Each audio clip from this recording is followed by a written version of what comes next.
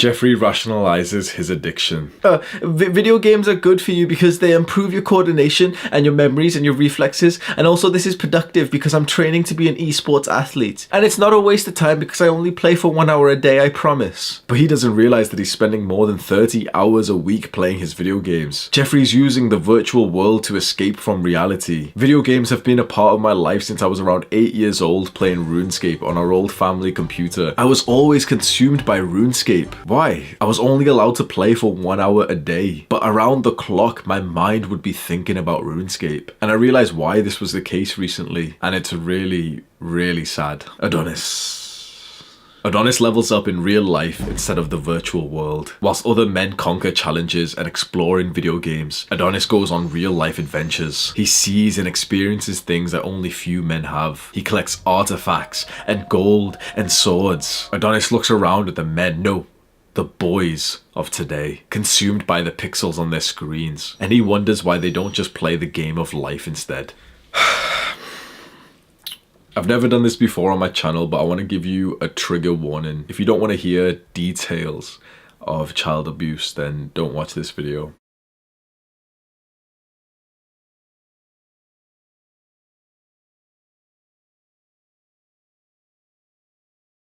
I realized recently why video games were so addictive to me. It was an escape from my real life, and not just for the hour or so that I was allowed to play video games, but around the clock. It was something to just focus on instead of reality. Video games served as a distraction, a safe, peaceful place away from child abuse and neglect. So let's go through my gaming history. I started gaming properly at about 8 years old. I played before that on like the PS2, some random games, but for me, the moment when I fully became a gamer was about 8 years old when I started playing RuneScape. And I'm playing it every single day. I'm constantly thinking about it. Eventually I'm getting older and older, and we get into high school and I'm getting made fun of because I played RuneScape. It was cool when we were in primary school, but apparently like as soon as you get into high school you're not allowed to play it without getting fucking mocked for it.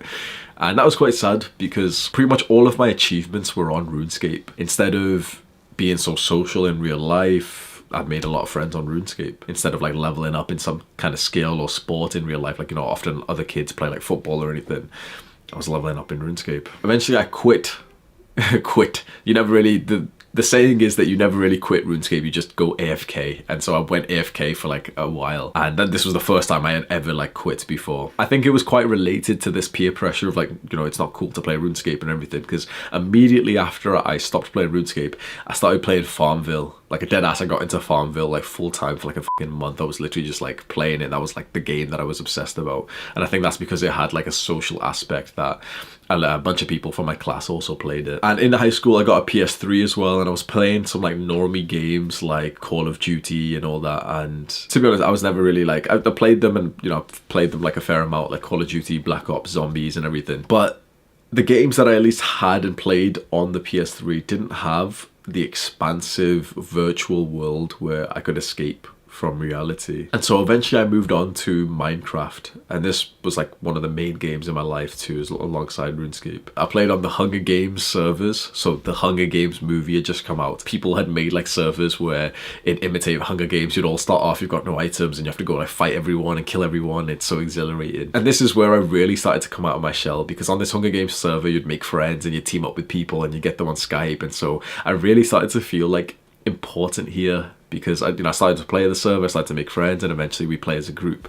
And I really felt like a valuable member of the group. And to this day, like, I still keep in touch with a couple of the guys. And we would play literally every single day, me and this group together. And this was when I was in high school, and I was only allowed to play 1 hour per day. So it was quite tricky. It was quite like a headache to like, you know, only get like an hour or so. And then sometimes you'd be in the middle of a game when your hour's up and you're getting like shouted at by your parents. And so I had to like stop and let everyone down because I was leaving the game. But, you know, we were fully immersed into this. I loved the game. I loved Minecraft. I loved Hunger Games. I made a YouTube channel which has like 900 subscribers. And I was making money from it and everything from YouTube about this server. And me and a couple of the guys made like a group YouTube channel. And it was like a lot of fun to like revolve my life around this. And there's a video that came to mind that I made, and it's quite creepy, I'm not gonna lie. So here is from when like the trigger warning starts.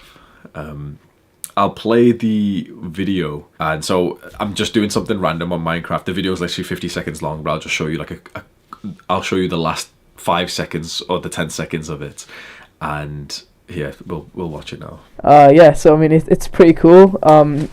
You know exactly what block you're going to be going on. It's only the grass, and I think it looks pretty nice as well. So see ya.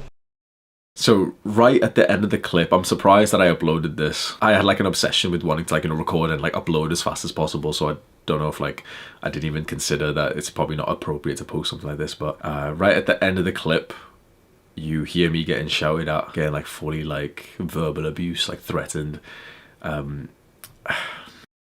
Pretty nice as well. So see ya. So the sentence gets cut off, but what you don't hear is like, if you don't shut up, I'll hit you. So during this time, through all my childhood, I felt very, very like immersed in video games. Like it was so important, and I think it's so valuable for us to discuss what was going on at home in detail, so that we can put 2 and 2 together. Like, why does a kid immerse themselves into video games to this obsessive level? So let's go through a realistic, average, like normal day in the life of teenage me. Like let's say probably about 13 or so. This happened for all my childhood and everything, but we'll just say about the time that I was playing Minecraft and I made that video. So I'd wake up sleep deprived after a night of tossing and turning. I still do that to this day, like just a lot of tossing and turning, changing positions throughout the night. I got like frequent nightmares and everything as well. I'd go to school, but before I would go peacefully, I would make any excuse possible not to go, which is kind of weird because I didn't obviously like feel safe at home or anything, but I didn't really want to go to school a lot. I would heavily like lie to my mum all the time. I'd try and force myself to be sick and everything, and I'd get to school and I was like the bully in some cases as well. But I just remember like I was always mindless in school, and I wanted to focus. I genuinely really wanted to focus and get good grades, but I'd just be sat in the class, and they used to feel so long that I'd just like started daydreaming. I wouldn't understand what the teacher was saying, and I'd almost like snap back to reality, and the teacher would be screaming at me that I'd been talking, I'd been disruptive in class or something. The teacher would be screaming, and I remember like throughout all of school, I just always feel like left out and excluded by my friend group, and I felt like I was like somewhat disliked in class, and so I often got yelled at by teachers, and I never really understood why. Like at least to me, everyone else was talking too. It seemed like a bunch of people in the class were talking, like whilst we're doing some work. But it just seemed like I was the one who was like getting picked at, and the teacher would like fully like scream in my face. And this is like a bit of a side rant, but man, those teachers. I'm not even gonna lie, bro. Like, I don't want to speak ill, but imagine like you're a traumatized boy who needed like a safe space to go to in the middle of the day. And, imagine how like rejuvenating it could be to have had supportive teachers. I go in and I'm getting more traumatized. I'm getting like screamed at by like fucking adults, getting like threatened and everything because I spoke. I disrupted the class apparently. Like it genuinely felt like, I might be wrong. My perception of it might be wrong, but I'm sure out of the class of 30 kids, like a couple of people were talking, whispering, talking about the class, talking about just gossiping or something, and I did the same thing. And it just always seemed to be me that was picked out. I don't want to like pull the race card or something, but like it was a class of like white people with a white teacher, and I was like the only brown kid in my year or anything. So not the only brown kid, but there was more. But it was like there's like 5 brown kids in the entire year or something. I was let down. I was made to feel worse by these teachers, and again, like a side rant, but now that I'm older and I see teachers in a different light, and I just think like this is a system. Like these people, these fucking blokes and these like degenerate women and everything, like they're fucking teaching our new age of children. Like they have their own problems. Like you right now, if you're a young person, if you're watching this, maybe if you're a little bit older, you'll agree with me, or maybe you haven't even seen the side of teachers that I've seen. And I'm not talking about them shouting at me.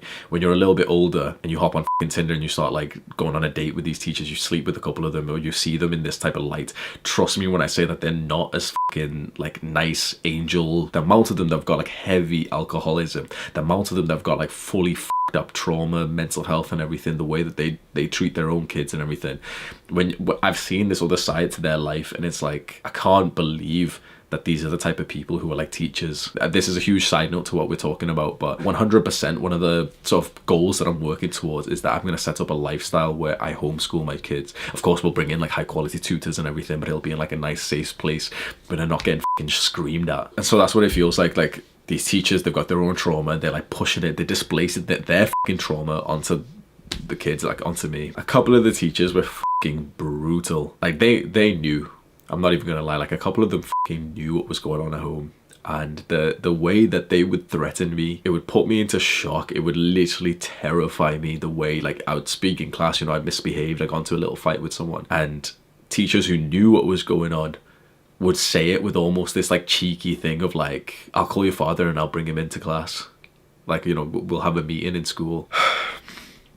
So what's happening at home? So I finished school like 3 p.m, you know, I rush home to get my 1 hour of video games. This is like, you know, the moment that I've been waiting for all day. Literally could not wait for it. All day I've been thinking about what I'm going to be doing. Literally, this was like my obsessive thoughts is, okay, when I get back into the video game, the virtual world, the RuneScape, Minecraft, what am I exactly going to do? If we play Hunger Games, like how should we kill people? Or if I go into like RuneScape, what should I do? What should I train next? And usually this 1 hour of me time, of like, you know, self-care time of playing video games, it'd be fine, uninterrupted. It'd be like the height of my life, right? Sometimes it'd be interrupted, which would always like heavily agitate me and really upset me, to the point that with how much it would upset me, it would anger my family, because they, you know, like they're seeing like little computer nerd who's like really upset that he didn't get the full hour today. But that's how it felt. It felt like the clock's ticking. This is the 1 hour I have where I'm safe and I'm happy. And, you know, you don't want to lose any of those precious minutes. And, you know, it takes a solid fucking 5 minutes to load up Skype and everything. And so, you know, sometimes, yeah, I'd play fine. I'd hop on with the friends and everything. It'd be awesome. And I always get like this sense of like, you know, detachment. I didn't want to let go. I didn't want to log out, but I'd get like shouted at by parents, or sometimes we'll explain this later, but sometimes like over the few years, my dad would have like passwords and timings and everything on my computer. So it'd literally like shut down and like not let you go onto it after an hour of playing. And you know what's interesting? The moment the hour of playing video games would be over, my attention would turn to binge eating. I'd literally like eat like a locust. I'd go around the house, any snacks we had, low quality snacks, whatever, not proper food, but like low quality, like junk food, everything. My attention was on food, with the coupling of like getting food, eating it mindlessly whilst thinking about RuneScape and Minecraft, what I'd do the next day. At this point, it's like 4 or 5 p.m. and I'd often have like an argument or a full-on fight with my brother, and, you know, he'd just be like nasty to me or something. It'd either be that, where we'd, you know, fully have like a clash and everyone's screaming, like me and him are shouting at each other, he's throwing something at me, I'm doing something to him. It'd either be that, or we'd be sat like best friends giggling, like literally like laughing with so much tears in our face because we're just like giggling about something. It was always just either of the two. So maybe me and him would like watch a movie, would, you know, sit around, talk about RuneScape or whatever, and then 6 p.m. would roll around, 6:30, and I hear the doorbell ring. So it's time to start my routine. So as soon as I hear the doorbell ring, it's like I'd move swift. I'd grab a book and I'd go lock myself in the toilet and just sit in there for about an hour.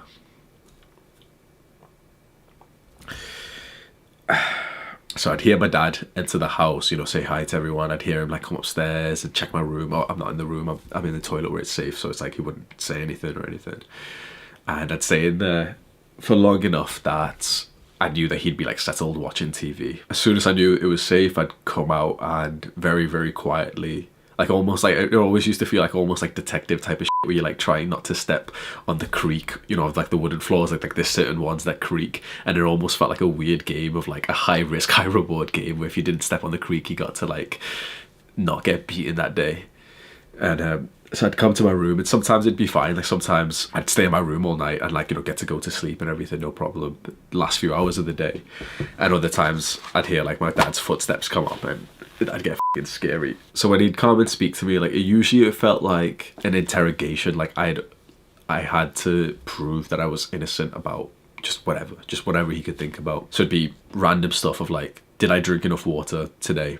Show me your school water bottle. And if, you know, I pulled my water bottle out of my bag, and if it wasn't close enough to being empty, which meant that, you know, I didn't drink much water today, that he'd start screaming like with aggression. A lot of the times he'd ask me about school, and he'd ask me to pull out, like in school we had like these planners, like this homework diary. So like, you know, you go onto it, it says like the date, and it says, okay, what homework do you have today, when is it due for? He'd ask to like see that. So he'd see it, sometimes it'd be fine, but sometimes like he'd get really angry if there was a homework that was due in for the next day, especially. Like he'd get so pissed off. I remember one time, it was daytime as well, from what I can remember, like this fucking mad story, bro, but from what I can remember, it's like, it's quite a bright, it's in this room, and it was quite like bright, so it must have been quite early, so there was still time to do it. But He checks it and there's a homework and he says, when's that due in for? And I said, tomorrow. And before I even got to explain, like, it was just like a quick 5-minute task to, I don't know what it was, but to maybe Google something about something. Like, we had that lesson, let's say it was science, on that same day, which was Wednesday, and then before our next science class for Thursday, we were supposed to like just check up something small. Straight away, he just slapped me with force. Like, my whole fucking body jolted. Like, my dad's a pretty big guy, and my whole body jolted. Like, you're never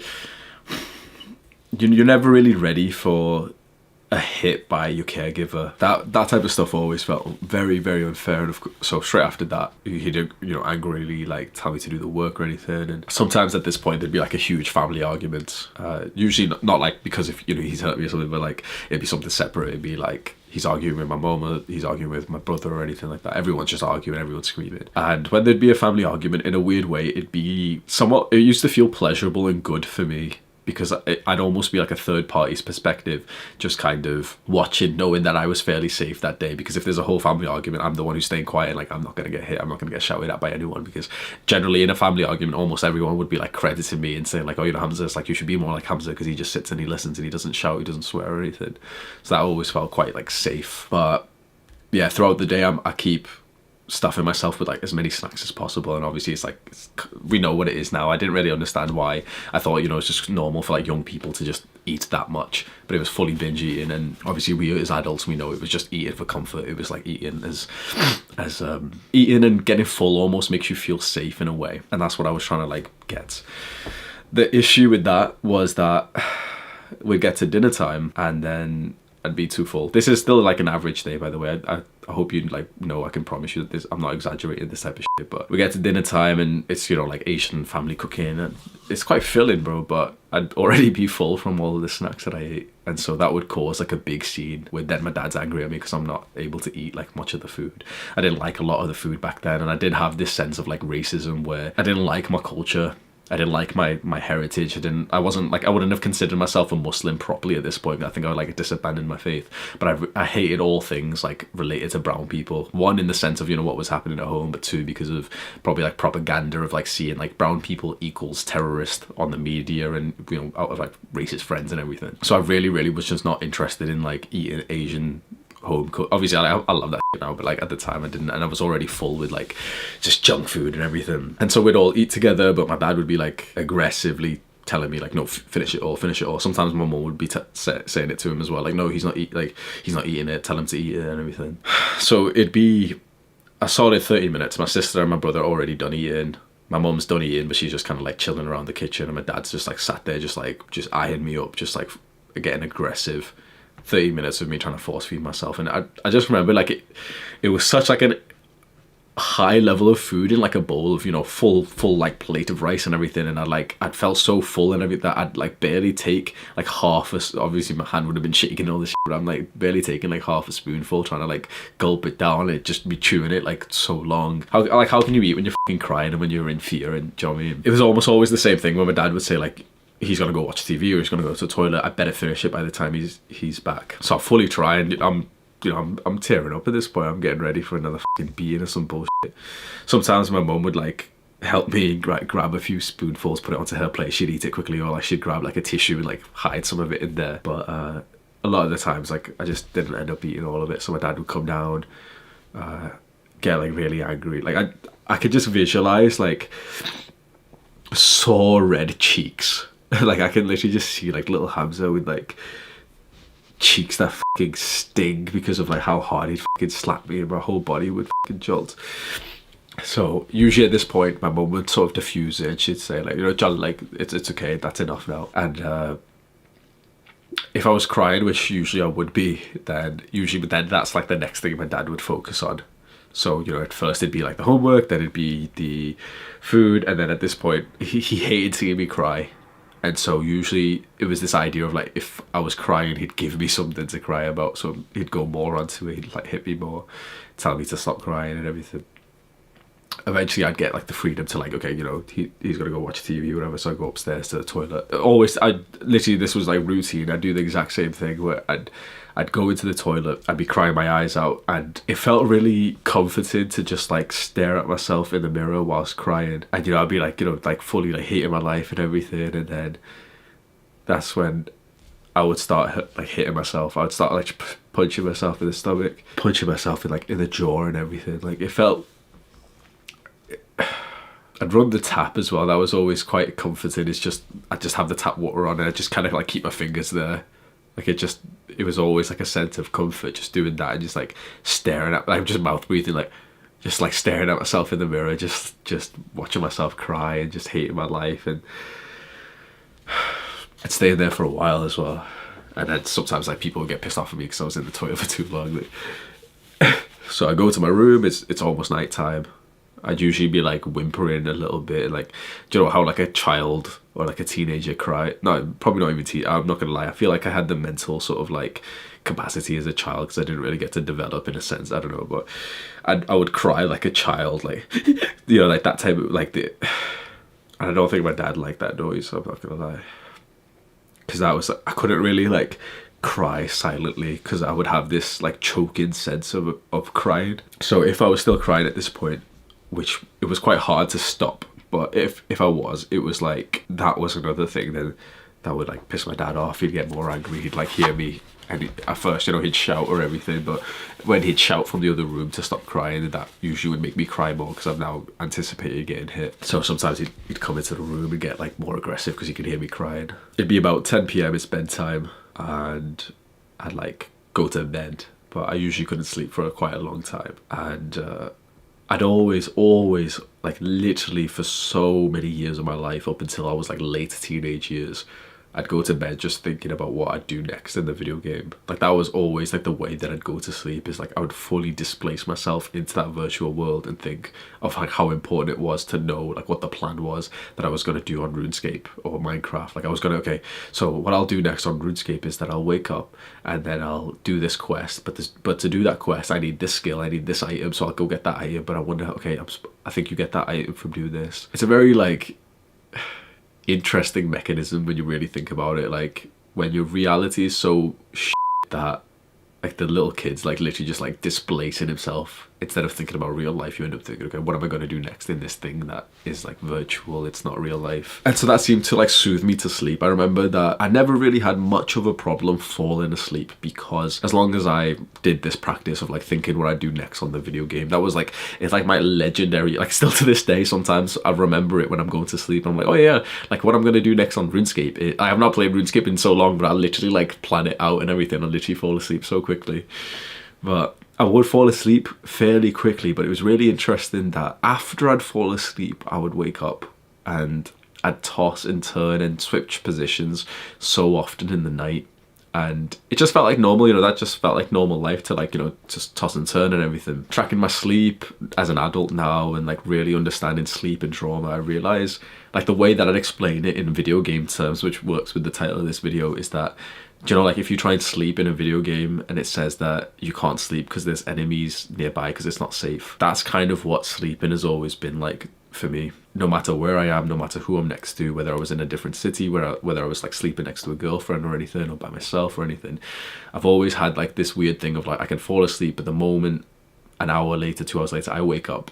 This sleep ring, I don't know how accurate it says it's like the most accurate data in the world or something, but it says that I wake up a solid like 20 times on average. I consciously remember about 5 times per night that I literally just wake up. I'm just awake and I like toss and turn, I'll turn around and everything, and it's like exhausting. I think I've been sleep deprived for most of my life. Uncomfortable sleep and everything, and then I'd get a lot of nightmares as well, and then I'd wake up sleep deprived and do it all again. Like I was saying before, there was multiple times during my teenage years where I was restricted from playing video games, where my dad either put like a password on my computer, so like he had to enter it for me to go onto it, or he used like services, like there was like Norton Watchdog or something like that. I still remember, I still got PTSD from that motherfucking dog that would pop up on my screen like, you've had an hour, like it's time to turn it off. Like there was a point where I learned how to like glitch one of the services, like the softwares, where like I'd restart the account, like change over to like a different Windows setting or something like that, and I could play for as long as I want. But I'm pretty sure I got beaten for doing that. So but at this point, like a few of the points when my dad, I'll even say, you know, my family limited my computer use, my video game, because like my mum would get angry and say like he's playing too much video games. And there was a point later on when even my brother was like setting on the fucking timing and the password. I'm like, you know, like fully like withholding my ability to play video games. And all of the times that they did it, I remember it seemed like a normal response from me to be very, very, very upset at that. They got more pissed off at my response because in their perception of like a normal person's perception, seeing a young child who, or you know, a teenager who isn't allowed to play video games and he gets like really, really, really upset, that like pissed them off in a sense, because it's like they didn't want me to be upset at it. You know, the idea was like, wait, it's just a video game, like because you're getting pissed off we're going to be more strict on you. But I don't, you've got to understand, like, imagine that being like your escape from the traumatic reality. So it wasn't exactly like video games that was taken away, it was safety. It's somewhat of an off note, but I wonder now if like the new generation of younger people who, you know, they've always had their phones, and I don't watch much like media type of shit anymore, but I wonder, like, there's probably loads of videos of like, I don't know, like a teenage girl getting a smartphone taken away from her as a punishment, and she's crying, she's like fully so upset, and everyone's laughing at her because, oh, you know, she's so addicted to her phone. And it's like, you don't realize, like, we're not crying out of like, oh, my technology, or like, oh, you know, like this hardware has been taken away. It's what it represents. For me, video games was an escape away from this traumatic reality. For like a random like teenage girl that, you know, somewhat like, if you're watching this video, like me and you would insult her, like probably in, like, let's be honest, you probably thought that I would probably insult someone who's like addicted to their phone. I'm starting to like really emphasize with it, because it's not their phone that they're crying about, it's because their entire social life is built on there. And yeah, you know, it's sad to have it all online and stuff, but it is the way it is. And essentially, you're not taking away this teenage girl's phone, you're cutting off her connection to her tribe. And when that happens to a human, or you cut off their connection to their safety, it's like they break down, like they reach out like a little baby, like crying, trying to grab it back. But in terms of video games, it is not the answer. It's a temporary escape away from the harsh realities of life. But the thing is, your problems are waiting for you as soon as you stop playing. And then the issue is that you don't want to stop playing. So for me, I had, you know, this accountability in a sense that I wasn't allowed to play more than like X amount, like 1 hour per day. But for a lot of people, and also like me when I got older as an adult, we don't have any restrictions. And so if video games is your safety, if video games is like your distraction away from an unideal life, you never want to stop playing. And so you genuinely can easily, like, you know, some people will say like 6 hours a day is disgusting. If you're a video gamer, like, you know for a fact 6 hours a day is like, it doesn't even feel like much. It's like a solid like 12-hour day, more sometimes. And just like every form of escapism, like drugs and casual sex, or a lot of these things, it's like you build up a tolerance to it. So the amount of pleasure that you get goes down with how much you actually do it. So, you know, when you first start playing like a video game after so long, it's like you play 1 hour, you feel fulfilled. Like that's how it was for me. When I continued playing video games into adulthood, and when I was in university, and, you know, no one could tell me like not to play because I didn't live in this house. Bro, I was playing 16-hour days, and it felt like I needed to. It goes from being like good enough, being 1 hour, to like leaving you with a sense of agitation when you've only played 12 hours. Real growth comes from facing the uncomfortable parts of life, not escaping from it, like feeling that uncomfortableness and then finding out a solution to it.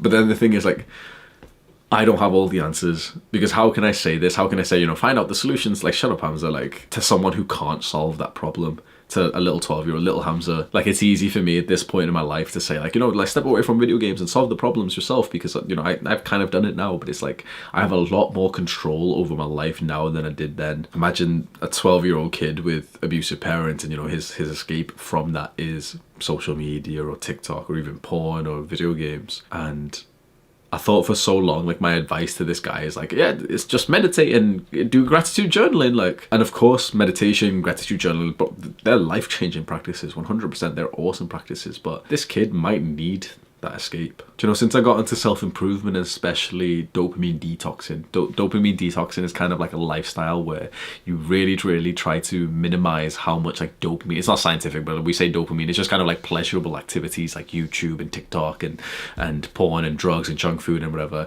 that you try and have in your life. So you almost like cut it all off. And so I've been on a dopamine detox on and off for a while. And since I've got onto it, I've been very quick to demonize video games as like just a complete waste of time. You're a loser if you go onto them. I can start to see like value in it. And I'm not gonna lie, like I've been honest in this video, like, so I had it's never really fully happened before, especially not next to someone, but I'd say I'd had not exactly a panic attack, but more like a PTSD attack, like a flashback attack. I was in a hotel, like went on like an adventure, me and Mary, and we're just like meditating and everything, and I just get like a flashback of a memory that I had forgotten. Like I had forgotten it, like it was fully a repressed memory, and when it came in, it just fucking scared me, because I was just thinking like, how many other memories like that have I forgotten? Like how much of my life has been shaped by these like traumatic like child abuse experiences that I went through. The memory, like I see the flash of the memory right now. It's me being held up, sort of like, imagine the stairs of the house go up like this, and obviously like, you know, the banisters here, and me being sort of like held up sideways above the stairs with like a big fucking scary gap between me and like the bottom of the stairs. My dad holding me up there because I was somewhat obsessed with like getting tissues and like wetting them and like throwing them at people or at the wall, because if you throw like a wet tissue at the wall, it sticks. So I did that, and it was in like an awkward place above like the stairs.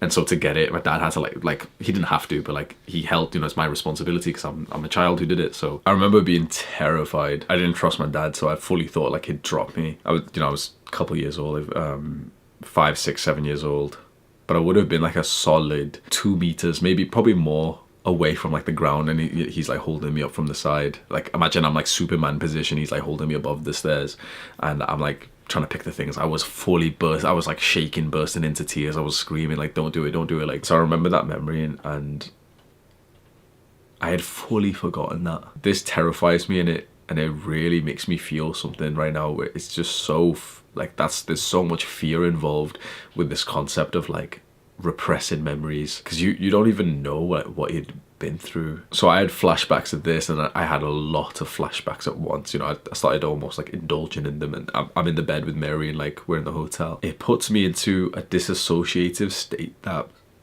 I've not felt like for as long as I can think, where I literally turned into like a vegetable for a couple of hours. Like I know that sounds weird and stuff, and it's not funny, bro. Stop fucking laughing, bro. So I was still crying. I was mouth breathing. I was literally like, just like this. I swear to God, I was literally like this for like hours straight. Just tears down my face. She's talking to me. She's trying to help me. You know, she's telling me that she loves me. She's holding me and caressing me and everything. And I couldn't stop replaying it. It was like an extreme lack of mindfulness, where I was still somewhat, you know, hearing her and everything. And I was able to interact. Like if I wanted to, I don't know. But it was like I was just tears streaming down my face, like snot just streaming down my face. Literally just like staring at the wall. Just literally full disassociative, and it took me like a while to be able to even move or do anything. And you know, she's made me a cup of tea. I don't even drink it, it's literally to the side of me. Like, I was able to respond, so it's quite a weird, I don't know how you'd fully explain what it was, but you know, she asked me if I wanted a cup of tea, and I was like, yeah. Like eventually, like we go on a walk, I'm just kind of like silent and everything, and I felt very fragile and sensitive, and she really tried to help me. I'm not gonna lie, Mary really did well that day, but no offense to Mary, like it's a very personal thing. Do you know what really helped me through all of that? I just started listening to Minecraft music. I swear to God, like she fell asleep. So, you know, this whole thing lasted for hours. She fell asleep, and I told her like I'm like, in like a vegetative state. I was like, I'm gonna stay here, like just on the chair with the laptop, and I just ended up searching for like Minecraft music and literally just sitting and listening to it, and I just like got back into like reality and felt good, and like I went into bed and cuddled her, and I felt okay after that. So usually in my videos I do want to give like practical advice, but there's like so much to cover in this, so I only want to leave you with like a mindset. It is good to face your problems 100%. That's what I push so much. I take action, but solve those problems on your own accord, like when you're ready. Getting forced to face reality does not lead to growth. Like it just leads to more stress. Face reality by yourself, like one step at a time, just one foot in front of the other. And if you need to go slow, or if you even need to take a couple of steps back, or if you need to like run all the way back home, like if that's what you gotta do, you gotta do. It's not a race to heal yourself, or, you know, try and like move on from video games to try and like, you know, heal the parts of you that have been hurt and face reality and face your problems. It's not a race. Having patience and potentially like a level of like self-compassion for yourself is best. And it is literally like a journey, like a lifelong journey, which is probably just more fun if you do it with friends. So as for my story of like progressing from the teenage experience that you've heard, I discovered mental health about 1.5 years, 2 years ago. I didn't really know I didn't know what mental health was, never thought about it, but I kind of discovered the concept of it, about depression, anxiety, and I learned a lot about it. I read books and I took courses on it and everything. And I started meditating and gratitude journaling every day. Eventually I started kickboxing, and that's really, really helped with the anxiety. So my anxiety has always felt like I've got to be ready for an attack. I've got to be ready to defend myself and everything. And that's it. Like, imagine getting an intrusive thought, like, get ready, this guy's going to attack you. You're just walking past like literally a normal person, and your mind plays out the whole fight that could happen. Then imagine that happening with almost everyone you walk past. Like, I know that sounds like over exaggeration, but I remember it being like every few seconds I would feel like someone was going to hit me, which of course, like, now that I've told you my full story in detail, you can kind of see where that comes from. It's like when you never really expect your caregiver to hit you, something happens in your body. It's like trauma just like changes your entire body forever, and you start like preparing for it because you never got to prepare for it beforehand. So my mind would constantly just have these constant hyper vigilant thoughts up until I got consistent in kickboxing, and it almost feels like a nice confidence level of like, I don't have to prepare for it anymore. Like, I not to boast, like, not, I'm so tough I can fight, not so much like that, but it's more like I just don't feel the need to like mentally prepare with it, because I know for a fact, like, if someone, if something happens, it's like I'm probably gonna be fine. I've at least got like some skill level there, so it feels like I no longer need to prepare for that attack. I've also started yoga, and I'm now officially underway with EMDR